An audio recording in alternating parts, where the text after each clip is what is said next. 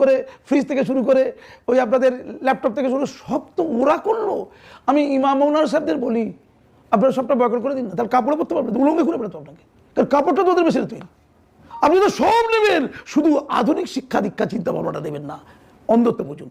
আর বোরখার মধ্যে আটকে যাবেন, যেমন কচ্ছপ তার গুটুলির মধ্যে ঢুকে যায়, একটা জাতি ধর্মের এক অন্ধকারের মধ্যে ঢুকে যাচ্ছে, লুকিয়ে পড়ছে। যত বাইরে থেকে আক্রমণ আসছে তার মোকাবেলা করছে না। মোকাবেলার জন্য কী দরকার? আর্থিক সামর্থ্য দরকার, শিক্ষায় উন্নতি দরকার। ইহুদিরা পাচ্ছে, সংখ্যায় তারা কত 1/3 লোককে মেরে দিয়েছিল প্রথম বিশ্বযুদ্ধে হিটলার। ইহুদিরা পাচ্ছে, গোটা ইসরায়েল গোটা আরব কান্ট্রিকে নাচাচ্ছে বসে বসে, গাজাতে যা ইচ্ছে তাই করছে। কেন করছে? সবল বলে করছে। আমেরিকা পাশে আছে, কেন মুসলমানদের করতে পারছে না? কেন তারা বিজ্ঞান করতে পারছে না? কেন তারা অন্ধের মতো আর্থিক দুরবস্থার মধ্যে আছে? ওই আরবে যদি তেল না থাকতো খেতে পেতো? খেতে পেতো? ওটা তো ঈশ্বরের দান বলা যায়, ওটা তারা ভাগ্য বলা যায়, সৌভাগ্য, ওটা এই যোগ্যতা।